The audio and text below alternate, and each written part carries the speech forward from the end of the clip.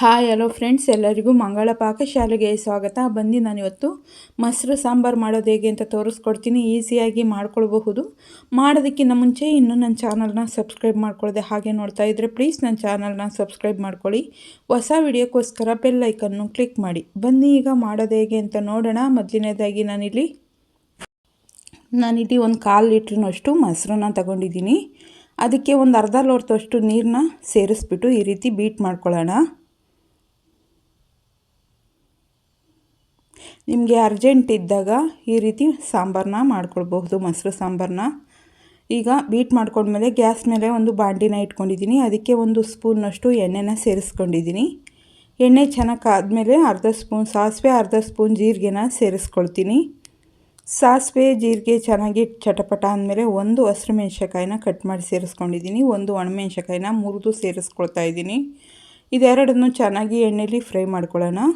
ನಾನಿಲ್ಲಿ 2 ಕಡ್ಡಿ medium size ಕರಿಬೇವನ್ನ ಸೇರಿಸ್ಕೊಂಡಿದ್ದೀನಿ. Medium size 2 ಈರುಳ್ಳಿನ ಕಟ್ ಮಾಡಿಬಿಟ್ಟು ಸೇರಿಸ್ಕೊಂಡಿದ್ದೀನಿ. ಇದನ್ನೆಲ್ಲ ಚೆನ್ನಾಗಿ ಫ್ರೈ ಮಾಡ್ಕೊಳ್ಳೋಣ.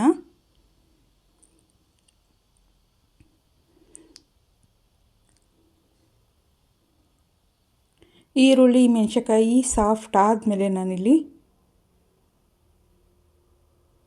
1 ಚಿಟಿಕೆಯಷ್ಟು ಅರಿಶಿನ ಸೇರಿಸ್ಕೊಳ್ತೀನಿ. ಒಂದು ಅರ್ಧ ಸ್ಪೂನು ಅಚ್ಕಾರದ ಪುಡಿನ ಸೇರಿಸ್ಕೊಳ್ತೀನಿ. ಸೇರಿಸ್ಕೊಂಡು ಚೆನ್ನಾಗಿ ಮಿಕ್ಸ್ ಮಾಡ್ಕೊಳ್ಳೋಣ. ಅದಾದಮೇಲೆ ರುಚಿಗೆ ಎಷ್ಟು ಬೇಕಷ್ಟು ಉಪ್ಪನ್ನು ಸೇರಿಸ್ಕೊಳ್ಳೋಣ.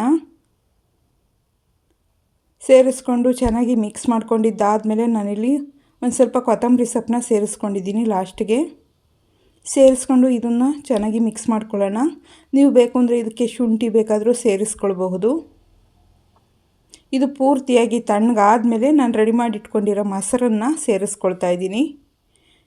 ಮೊಸರು ತೊಗೊಂಡಿದ್ದ ಬಟ್ಟೆಗೆ ಒಂದು ಸ್ವಲ್ಪ ನೀರನ್ನ ಸೇರಿಸ್ಬಿಟ್ಟು ಅದರೊಳಗೆ ಸೇರಿಸ್ಕೊಂಡು ಒಂದು ಸಲ ಚೆನ್ನಾಗಿ ಮಿಕ್ಸ್ ಮಾಡ್ಕೊಳ್ಳೋಣ. ಮಿಕ್ಸ್ ಮಾಡಿಕೊಂಡ್ರೆ ಪಟಾಪಟ್ ಅಂತ ಮೊಸರು ಸಾಂಬಾರು ರೆಡಿಯಾಗುತ್ತೆ.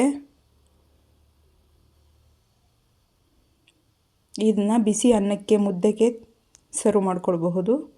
ನಾನೀಗ ಒಂದು ಪಾತ್ರೆಗೆ ಸರ್ವ್ ಮಾಡ್ಕೊಳ್ತಾ ಇದ್ದೀನಿ.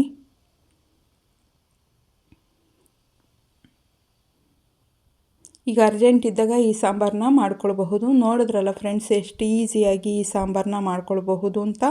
ಒಂದು 5 ರಿಂದ 10 ನಿಮಿಷದೊಳಗೆ ಈ ಸಾಂಬಾರನ್ನ ರೆಡಿ ಮಾಡ್ಕೊಂಡ್ಬಿಡ್ಬೋದು. ನಿಮ್ಗೇನಾದರೂ ಈ ವಿಡಿಯೋ ಇಷ್ಟ ಆಯಿತು ಅಂದರೆ ಪ್ಲೀಸ್ ಒಂದು ಲೈಕ್ ಮಾಡಿ, ಶೇರ್ ಮಾಡಿ, ಸಬ್ಸ್ಕ್ರೈಬ್ ಮಾಡಿ.